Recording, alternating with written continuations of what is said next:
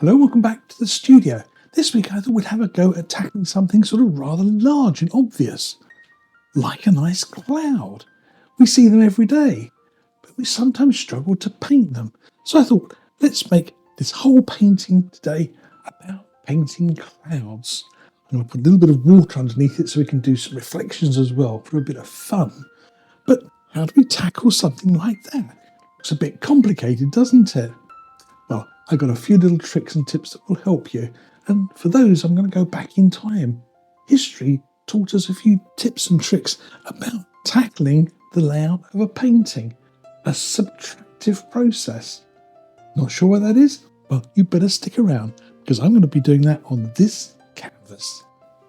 So here's my canvas, and once again I'm using one of my paper canvases. This is a decorator's lining paper, which I've taped to a canvas, so I have a nice bounce just like a regular canvas. You can see if I push it, it makes a little crease. That's okay, but it's important we have a little bit of bounce, a bit of movement to our canvas. That's why I don't like painting on a board. They're kind of flat and dead and don't kind of give that nice rebound. Oh, by the way, look at the state of my fingers. You think, so cool, mucky pup, he hasn't washed his hands. This I had a fight with my printer. My printer decided it wanted to eat a sheet of A4 paper, and I got my hands on it just as it disappeared inside the printer. And of course, the end result is I get covered in printer's ink. So yeah, we've all had it happen. So that's what happened about 20 minutes ago. So 16 by 20. So I digressed there, didn't I? 16 by 20, painted grey gesso, and there's a couple of coats of grey gesso on this if you're using paper. Do check and make sure your canvases are properly sealed, that they have been primed, because some canvases, well, they get shown the primer pot, and that's about as much as they get on there. They're really sort of meagerly coated, and you want the canvas which is sealed properly so that you can paint on it and your paint doesn't sink straight in. It's important when you're doing these sorts of techniques that you don't have a canvas which is like a sponge, because it will just suck all the oil out, and then what you end up happening is you end up with these kind of blooms, kind of dry, dull patches where the paint just dries like pudding, and then you have a wet patch and a dull patch and a wet patch and a dull patch all over, and the whole thing just turns into a complete mess. So you want a nicely sealed canvas. That having been said, I'm going to have this as a cloud study. Here's my reference, and I'm going to put this over some water, and I want probably the last quarter of my canvas, maybe a little less, as some water just for reflection. So that's the first thing I'm going to do, is I'm going to put down a little piece of masking tape, and I'm not going to bother measuring this with a ruler or anything. I'm just going to eyeball this. I don't have to measure everything. I kind of guess that's probably about right. Let's just make a little mark, and then make a little mark. And if I'm not sure, I can always get a ruler and just double check it.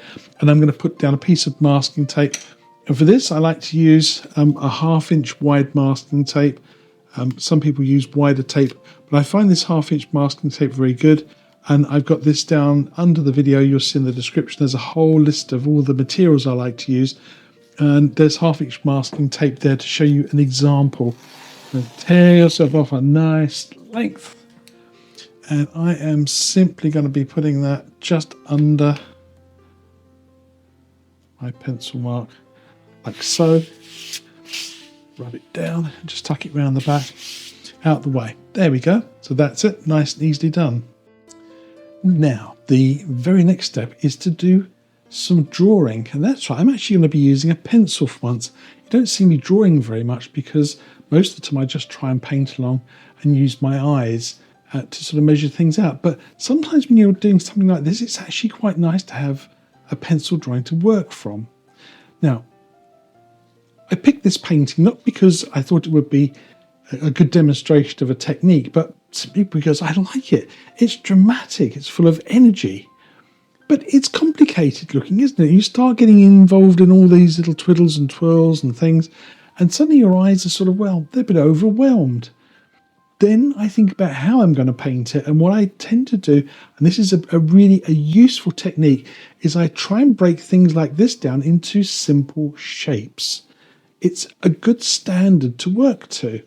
So if I point this out to you, can you see this back cloud looks like really like a mountain, a nice big triangle, and this one here looks like a slightly flatter triangle. So we've got two shapes that we can get on there straight away. So let's put something like a triangle on for this back. We don't want to go too high to the top of the canvas here. And it wants to fit, well, pretty much right the way across. So let's just do something simple here. Let's just put a little mark there and let's just draw a triangle. Now let's have a look at this triangle. It fits sort of inside the first one. How far is that down? Think about that as being one side. That's roughly half, maybe a little more than half. So let's make a little mark. So that's where that one's going to sort of pop out the side. That's it. And it kind of goes across. I'm thinking it probably goes across to about there, somewhere towards the bottom of the other one. There we go. I think that's probably about it. So we've got two nice triangles, one fitting inside the other, and we can refine these shapes a little bit more. Having gotten the triangles on there, we've now got some size, we've got some proportion, something to work with. So we know that we can sort of fit our clouds inside these sorts of shapes. This stops us getting a bit sort of wandery with our gaze. We sort of end up looking all over the place and trying to figure out what we're doing. We can now look at this and think about the shapes within these triangles. So let's work on the back cloud first. Now we see this lovely round shape here. Okay, and how far down does that come? How far down that line does it come? Not terribly far. It cuts back in again and it goes back out. It's maybe a bit large, but it's okay. Now, something else to remember, and here it's sort of critical really. No one's ever going to see this hanging on your living room wall with this beside it. They never will. So it doesn't matter if this is bigger and this is a bit smaller, that this should have been a bit taller or fluffier. It doesn't matter. No one's going to ever see them side by side. And it's the beauty of working from a photograph and having a bit of fun with it. You see, I'm looking at this now and I'm wondering if this is too high on my one or whether something's too low. I don't care. It's the truth of it. I really don't care. And I'm just looking to get some nice edges. I'm being a little bit firmer here so you can sort of see what I'm doing. I'm just looking to get some nice shapes on my clouds. I think that just fades away there. Now here's a little tip for you. When you're looking at something like this edge on my reference picture, and I go up here and I start drawing it, can you see the mistake I've just made? You see it? I'm in the wrong place with my pencil. It's not here, it's here. Top tip, I'm going to put this down in the text here. Keep your pencil on your painting or drawing. Sometimes it's very useful if you're doing a detail like this. Then you look away at your reference picture and then you look back at your painting. You haven't taken your pencil off, so you know exactly where you still are. If you take your pencil off, look away and then look back, you could land on the wrong spot. So I often will keep my pencil in the same place on the canvas whilst I'm making an adjustment. So again, this is just a simple little tip that I like to try and include sometimes. I might have some more features. My eyes are going backwards and forwards between my reference picture and my painting. I'm working it all out as I go. Now, do I have to do all of this in here? No. It is complicated stuff. Does it really have to be included in the drawing? I don't think so at this stage. All I want is to get this rough shape onto my canvas. The rest I'll worry about as I'm painting it. So there we go. That's my reference drawing. Quick and simple there. It took me just a few minutes to do this. And as you can see, I've got quite a pickle going on already. A few lines I want to get rid of. I might rub those out first.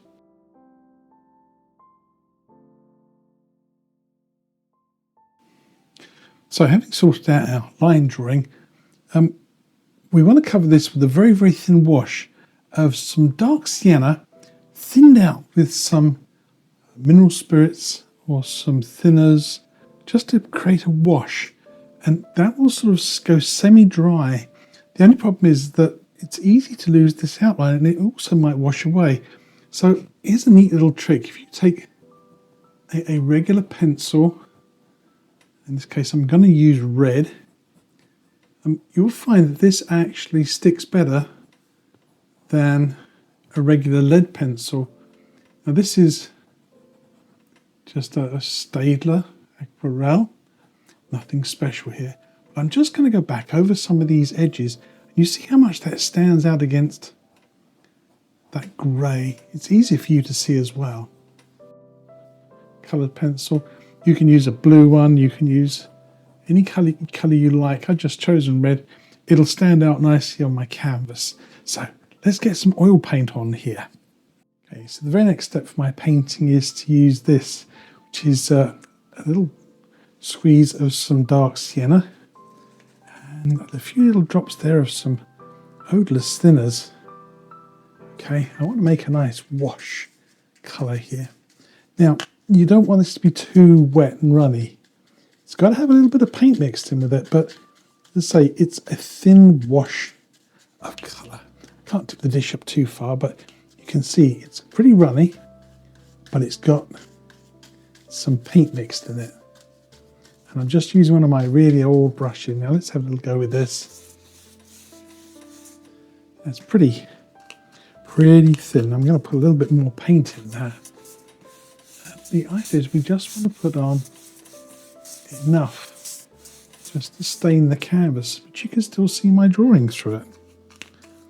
And we're going to put this on, and then we're going to leave the whole canvas just to sit for about 15-20 minutes maybe. And we're going to have some fun wiping off some of this paint. So I'll carry on doing this bit.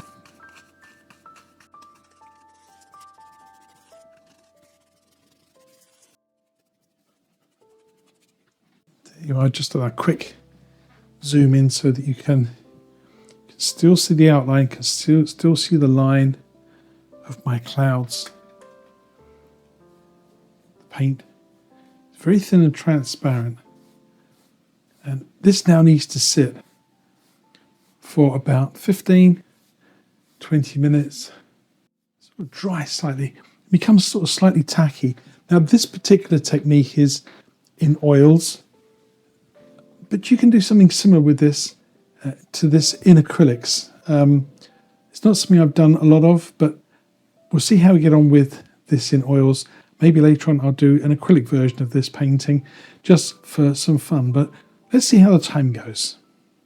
So here's my canvas. It's actually probably about 45 minutes since I last touched it. And as you can see, the canvas is just still wet, and that sheen of wetness that was up here in the corner has gone, but it's still just wet. And this is perfect. What I do is I tend to like to go back over my canvas with a very soft fan brush. And if I can just move some of these little lines around, they just start to move, and that's about right. If I'm struggling to move these lines around, then it tells me my canvas is a little too dry. So this is just at that sort of point where if I leave it much longer, I won't be able to do much with it. So a little fan brush is quite useful. Now the subtractive part, the fun bit. Let's have a look at our reference picture here. So which way is the light coming from? Well, clearly this side of this cloud is brighter, and then all the shadows are forming here on the right hand side. So this is the direction of the lights coming in. So this is the side I want to actually subtract some paint. Now we can use a number of different ways of doing this. A piece of paper towel works quite good, or an old rag. And if you really want to get down to some clean canvas, you can even use a baby wipe. So let's get to my feet for this. So let's start with a bit of paper towel first of all, and you can still see the little outline of my drawing there. So this is the subtractive process, bit where you want to sort of clean back down to the canvas. And by doing this, you create sort of like different tones. You can end up with sort of lighter tones and darker tones.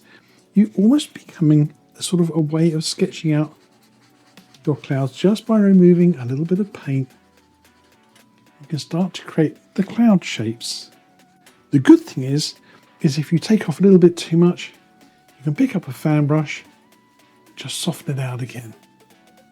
So you can actually put back some paint, you can soften out an edge.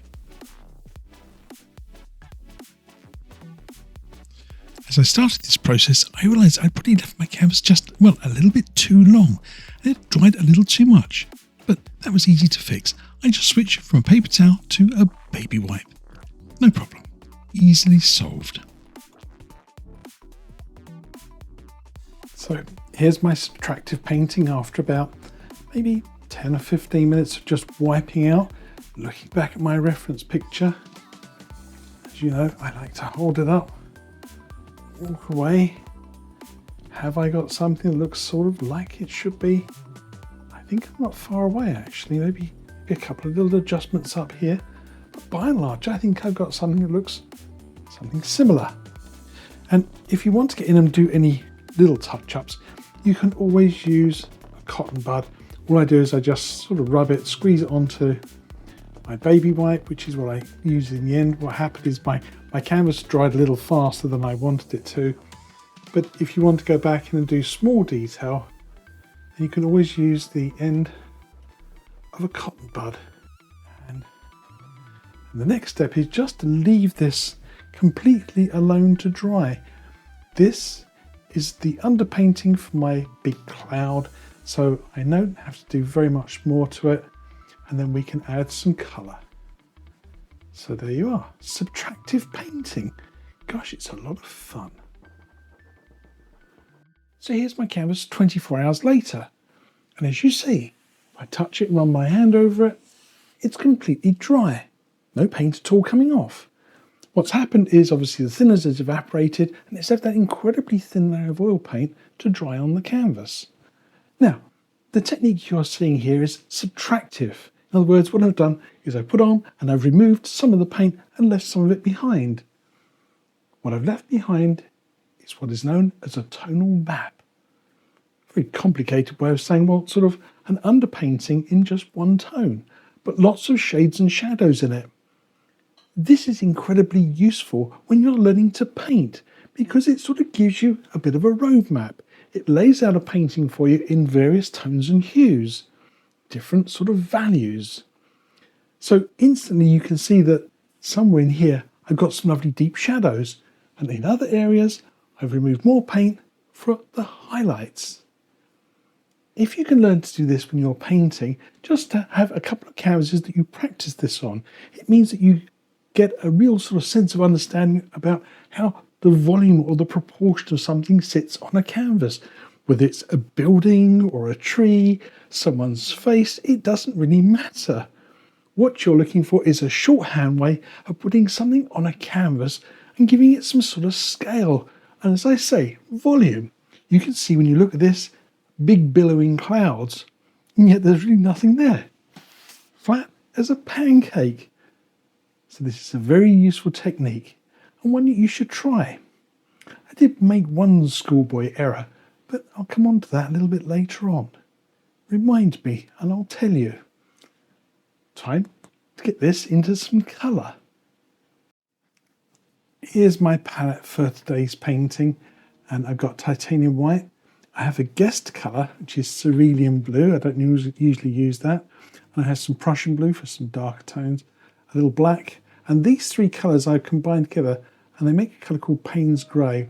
And it's phthalo blue, alizarin crimson, and a little touch of yellow ochre. And you can blend these colours together. You can have it to the blue side or the crimson side. And of course you can make a little bit of a yellowish tone, a greenish tone, sorry, make a greenish tone as well. And you can mix various blends of white into this to make all the shades of blue-grey that you need. So let's have a look at our reference picture. And I'll drop a link to this down in the description as well. And what I want to do is just to block in this background sky. Now this comes out very different on camera to the way it looks in real life. The colour of the cerulean blue is much brighter than it really is in real life, and the colour of this sky looks almost indigo, but it's actually not that colour. So this colour here is actually almost a perfect match. I think you can almost see that for that sort of middle area of my sky. So what I want to do is to actually block in the sky first. And for this, I'm going to be using just a small flat brush, and I literally just want to block this in and work my way around this cloud. And to aid things moving along a little bit, I'm going to use some of this, and this is a little touch of linseed oil. Again, this is just to really kind of thin the paint slightly. And I'm going to start off mixing. Now normally I would start in the corners with my darkest blues and work down to my light. That's what I would do is if I'd use liquid white all over this canvas. But today I'm going to start down at the pale blue colours. So I'm going to start with white and just a touch of my cerulean blue. This is going to be the pale blue colour for my horizon line and just above my tape. And the reason for using cerulean blue as opposed to a Prussian or a phthalo blue is because I want quite a nice bright sort of blue colour.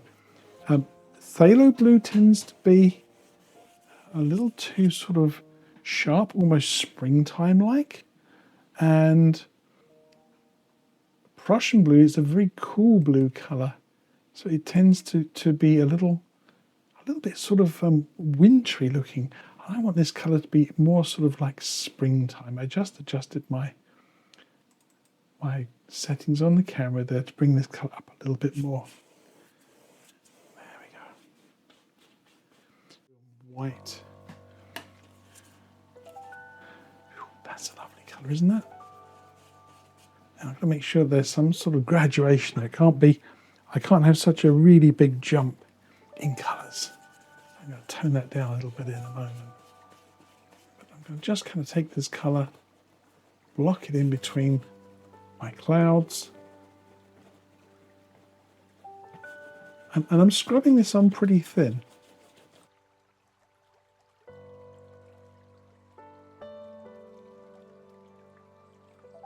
Okay.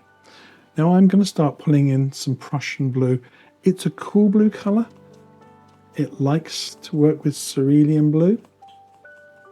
They are a good combination of colours. It gives it a nice rich tone.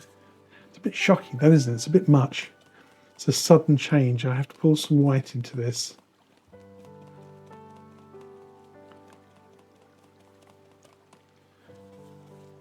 Okay. Now, one of the beauties of oil, of course, is it's very slow drying.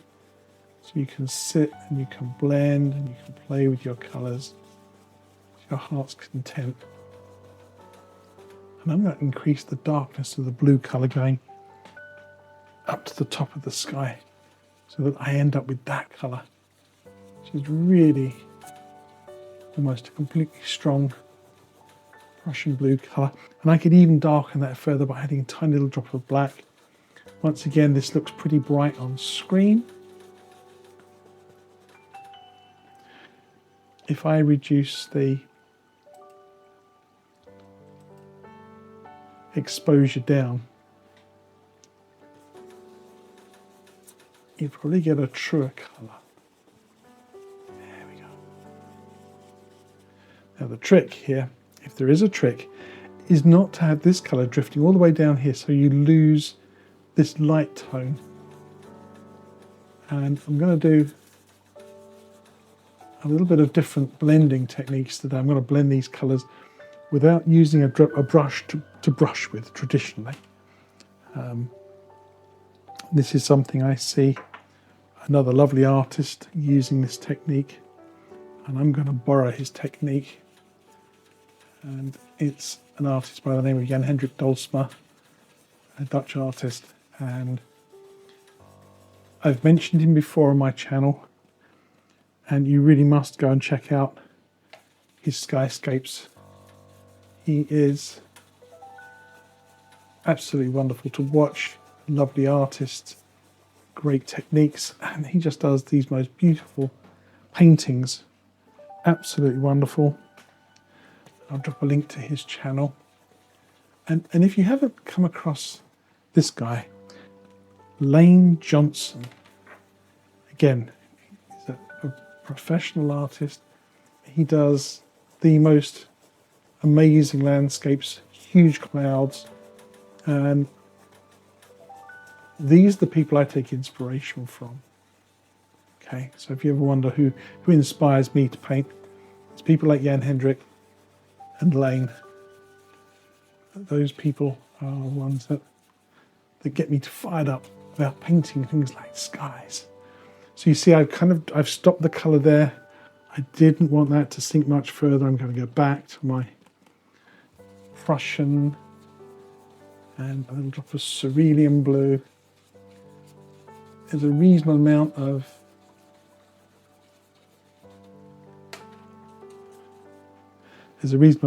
of linseed oil mixed in with this, so it's all still quite fluid.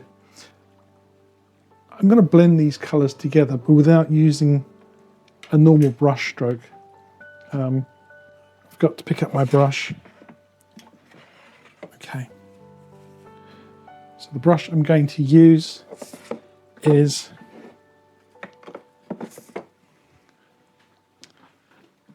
a Bob Ross landscape brush. Now, you want something big and open, okay, and something you can really dab with. Make sure it is completely dry. It's tapping, okay. I think this is called swancing.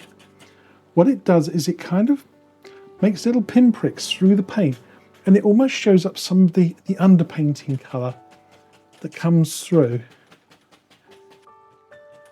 Bob uses this technique when he's trying to make misty layers. See how that evens that all out? I can get rid of all my brush strokes. Now I'm going to move the camera over so you can see this a little bit, and you can see this technique working. Brought the camera into this area, and I'm not going to brush, I'm going to blend. I'm going to do it by this tapping action.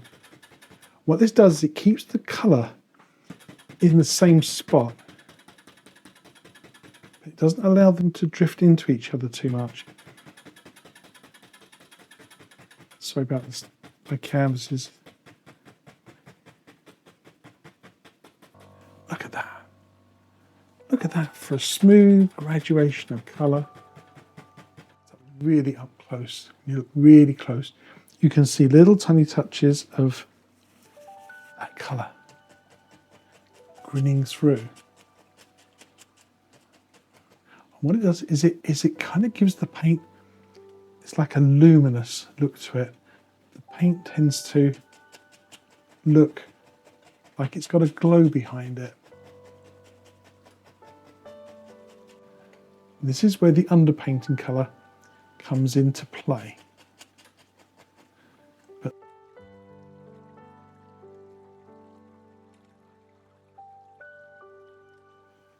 the very final step to blending my sky is to use an extremely soft fan brush. This one is from the Bob Ross floral brush range, and literally, the paint is very, very thin. That beating technique spreads the paint super thin. There's hardly any paint on here. You can see how little paint there is because there's almost nothing to move on my brush. I pick up a little tiny piece of light blue here. It makes almost no impression. But I think I'm ready to paint my cloud. Now let's have a quick look at our reference photograph again. What I'm looking at here is the darkest darks and the lightest lights. We already know where the darkest darks are because those are where the sort of sepia colours are the strongest, and obviously where I've cleaned off the most paint, which should be the highlights. So we already know where we're going to be putting all these shadows. Now, I've mixed up some colours and I've got some Payne's grey mixed up, which was crimson and blue with a little yellow ochre. And you can pull a little bit more blue into that colour, so you can make it a blue-grey. And you can see I'm just using a small flat brush. So this is the area I'm going to be working on. And I think the darkest dark is right in there. I'll put a little bit on. It's a wee bit too dark. Take a little bit of white. I think that's closer. And again, when you're doing these sorts of paintings, you're painting for these for the very first time, you're continuously comparing, you're continuously looking from your reference photograph back to your painting. And all I'm doing here is little crisscrosses. I'm literally blocking in, and the piece I'm working on here is this section here. There'll be another section up here. As I said, what I'm looking to do here is just to block in the masses of clouds. I'm not looking for an exact replica. It's a little bit paler up there.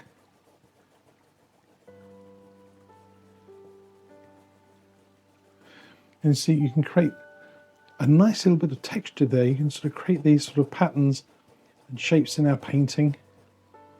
You can see the contrasting colours between the blue, the strong blue, and the light blue background. So I've got a chance to get that same effect here. Okay. So you've seen the process now. I'm going to spend just a few more minutes going around my painting, adding in some more of these dark shadowy areas, blocking in some clouds, and then I'm going to spend a few minutes going back over, adding some of the highlights as well. So this will take me, well, probably best part of an hour just to block in my painting. A lot of standing back, a lot of looking at it from the other side of the room. So bear with me whilst I do this next stage of the painting.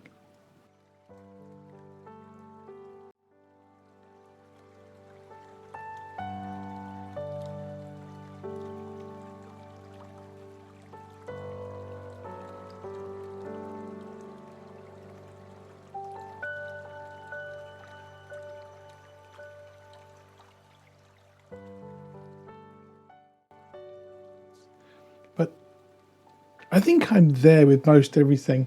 As you see, I used my shadow lines, the ones that I spent quite a while kind of rubbing out, and I've stuck to my shadow lines, and I've retained all the highlights. This dark piece of cloud over here, it's just right. It just dried too quick. I just couldn't get the paint off there without going mad.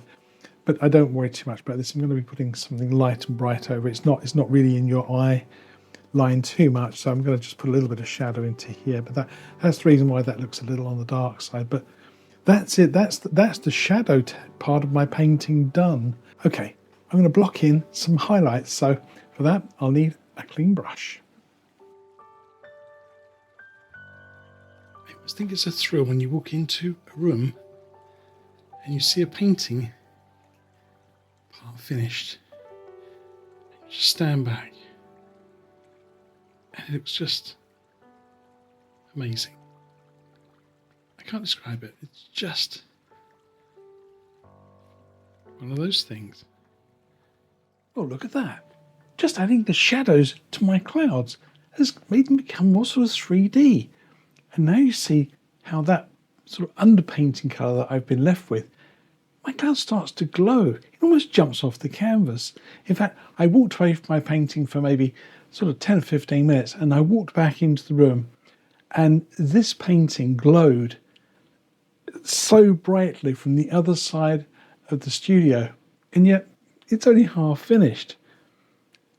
This is a wonderful technique, using this underpainting, because it automatically creates that sense of believable depth and distance in your paintings. It's such a useful technique. And I haven't even finished this painting yet. Let's add some highlights. And I just mentioned I'm going to be using a clean brush to do it. And that's about as clean as it gets, because the next step involves adding some highlights, but not the finishing highlights. That's another step on.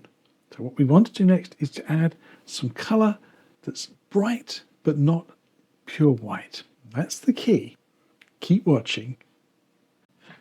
So as I just mentioned, this is not a clean brush.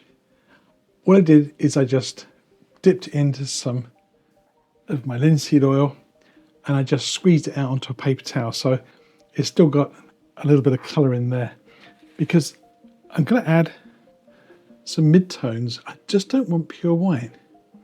Now, I have to tell you why it's a little bit oily. I hope you can see that as I kind of press my brush into it. Can you see?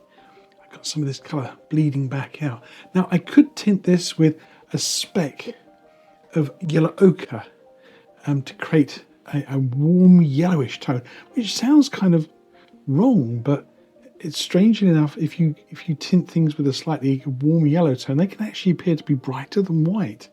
You could even put a tiny drop of lavender in there just to sort of change things up a little bit. So maybe we'll put a little bit of lavender in there. That's lavender. I just took some from here. This is what I've got here. This is my Payne's grey mixture, and up here where I haven't mixed it completely, I still have a little drop of lavender. You can see how strong that is. Wow, that's powerful. That's a powerful colour. Now this lavender tone it's beautiful for things like clouds, because it's adds a sense of warmth to your painting, but it doesn't look too white. Now let's see if I can make this work. So where should we start? I think we're going to start up here somewhere maybe, and have a little look and see how bright this is. And again, I just want to sort of kind of get the sort of shape of the cloud. And clouds tend to be kind of, they're not square or too angular most of the time. They tend to have sort of like rounded shapes inside them. So I'm going to advise you to kind of paint with a series of rounded strokes. This may not be the right brush for this technique. I don't know. I think that might be a little, it's a newish brush that hasn't had many of its corners rubbed off yet, but I've just knocked off a little bit of paint. It was a bit too wet there. See, I just let some of that lavender bleed out. If I keep on doing that pattern, this is kind of almost frilly like, and it's not really like that at all. I think these edges are slightly more rounded. Okay, it's slightly bigger, kind of more like that sort of a shape rather than these sort of fiddly diddly little edges.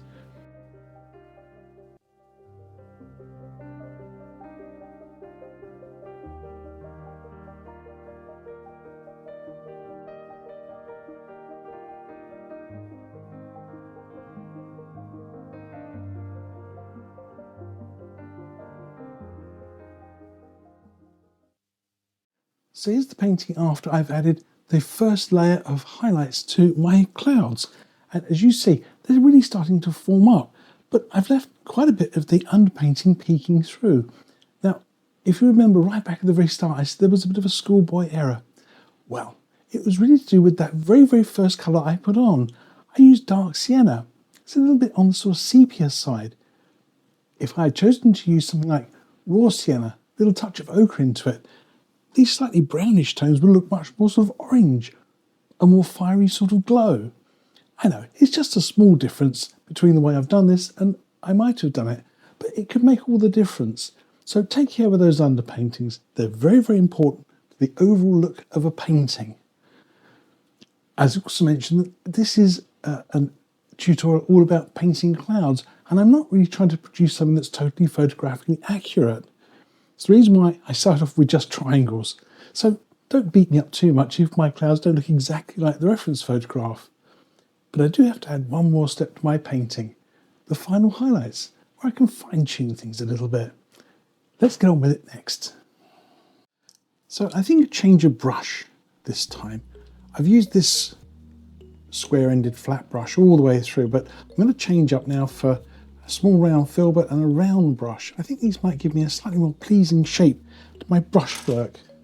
And if we have a quick look at the reference photograph, well, you see there's a little bit more brightness on some of these edges, but overall I quite like the fact that this cloud looks quite soft.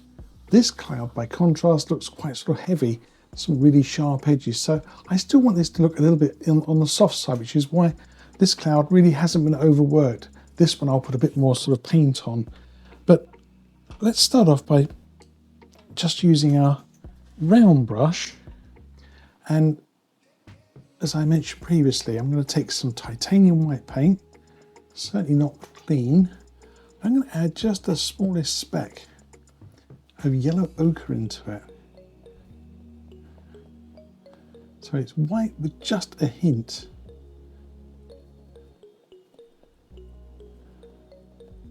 I also mentioned that sometimes this colour can look brighter than white. Now, I did put on a couple of little flecks of white just to sort of see what the colours looked like, so I could sort of work this out and I had something to compare it to. But let's see what happens when I put a dab of this colour over the top of one of those colours. And that's pure white there, that's pure white. That's white with a touch of yellow ochre in it, just a speck. Look at that colour, goodness. Absolutely bursts off the canvas. Do you see? White touch of yellow ochre. In fact, it's so bright I might have to tone it down a bit, but we'll see. Let's just put a little bit on the edge here. As I mentioned before, the edges of my clouds were looking a little bit on the sort of fluffy side, which wasn't a look I was really very kind of pleased with. I wanted my clouds to look a bit more rounded, not fluffy. I'm just going to pick out an edge. And I've got my soft fan blender back. So I want to knock off these edges as I go. And so this is going to be the sort of final highlighting on these clouds. So I'm going to sort of take my time with it. Let's get on adding a few more of these highlights. And as I say, the light's coming from the left side, so that's predominantly where some of my highlights are going to be.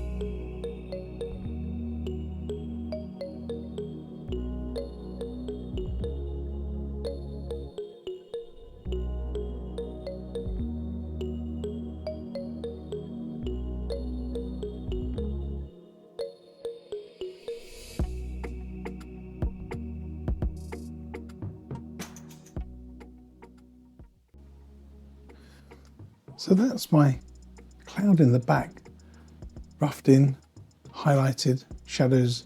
I could play with it a little bit more. I could tweak this a little bit more. I could play with this a little bit more. But overall, I'm rather pleased with what I've got going on here, and I don't want to overwork it. But one thing I'm going to draw your attention to, did you notice the technique I was using there of rolling my brush on its side? And this is a technique I use quite a bit when I want a more random sort of effect and I don't want it to look too sort of deliberate. Lay your brush on its side and just roll it gently between your fingers. You'll find it does these lovely little sort of flips and movements, and it creates these little impressions on the edges of clouds that are almost impossible to reproduce if you do it sort of holding the brush like that. So hold it in what I call a stick grip, and just lay your brush on its side and just let it kind of bounce along and do its own thing. It will feel very unnatural to do that because most people want to hold the brush like that and have total control, and I'm advocating that you give up a little of that control and do what I'm doing here, and just literally let your brush skip occasionally. and it creates these little sort of explosions of paint detail that, as I say, if you tried to sit there and paint that, you'd never do it. But if you lay your brush on its side and just let it sort of do its own thing a little bit, sometimes you can create the most amazing detail. But don't tell anyone how you did it. Keep that to ourselves. That's our little painting secret. Now, I want to work on this cloud. That brush, wander along, white, little touch of yellow ochre in it. Just let the brush do its thing. Got your reference picture there, so just see if you can just let the brush sort of wander, steer it a little bit. There, look at that. That's a lovely, lovely edge, isn't it? I'm going to take an hour max to highlight this cloud, and then just watch the time lapse and see what you think of the finished painting after I've done that.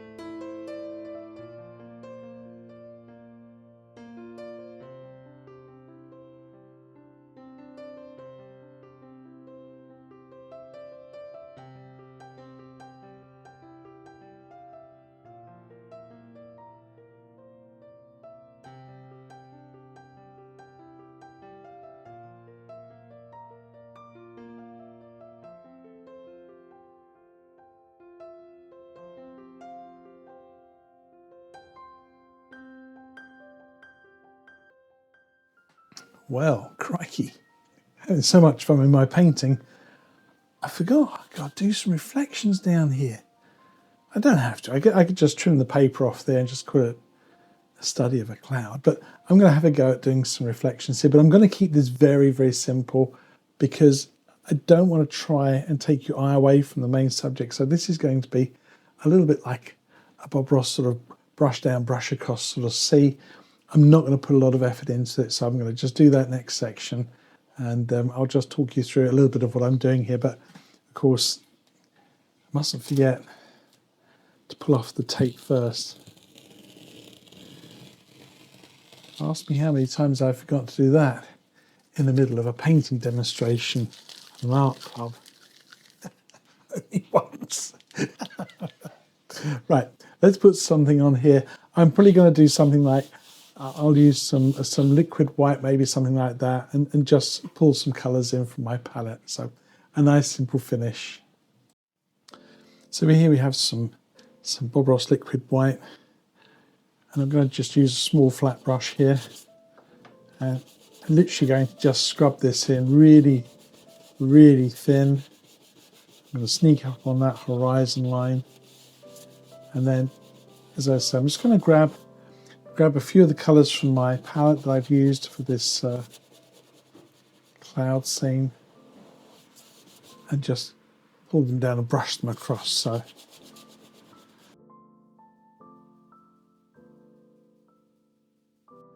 there you are, nice thin even coat. I only used a small brush because I've only got a small area to cover. I need to use a big brush for it, and so I'm just going to give my brush a bit of a dry clean, knock off some of that colour. Now all I'm going to do is drop in some of the sky colours. You can see, look at that, how little paint I've used for this entire painting. This palette's a couple of days old now, so it's getting a little bit sort of sticky. But I'm just going to pull in some phthalo blue, some cerulean blue colours on here. And I want a fairly calm sea here, so I'm not going to go very crazy with this. See how that colour looks so different, doesn't it? This needs kind of calming down a little bit. It looks a bit too sort of bright, doesn't it? Let's put a hint of lavender in there. See what we can do with that. And that looks a little bit kind of ferocious, doesn't it?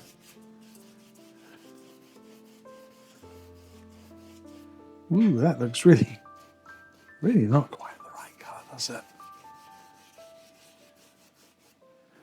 Boy, I think I have to reconsider my colour mix here before I make a real hollyhock to this. Okay. See if we can fix things a little bit. I'm just going to knock off some paint.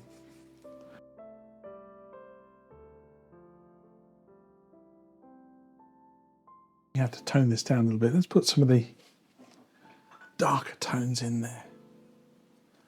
A touch of the Payne's grey colour. Kind of drop that in there.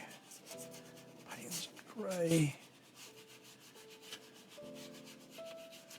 We don't have to be particularly careful about this as you get things roughly in the right place.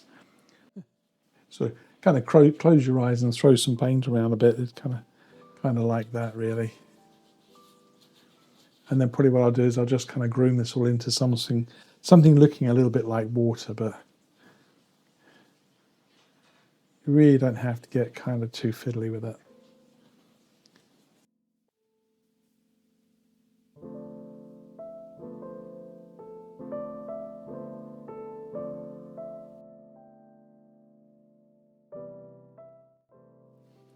So there's my finished painting, a cloud study done using a technique called subtraction, where you put colour onto a canvas and then rub out the bits that you don't want for the highlights.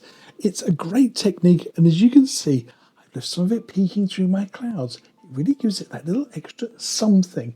Now, I hope you're going to use this technique on your own paintings soon, but if not, don't worry, there's some more lovely paintings for you to watch next. Ooh, if you want to do a little bit more, you can always subscribe to the channel, leave a comment, and definitely a thumbs up. If you want to go a bit crazy, you can always put some money in my coffee jar. And there's a PayPal link as well. Happy painting, people.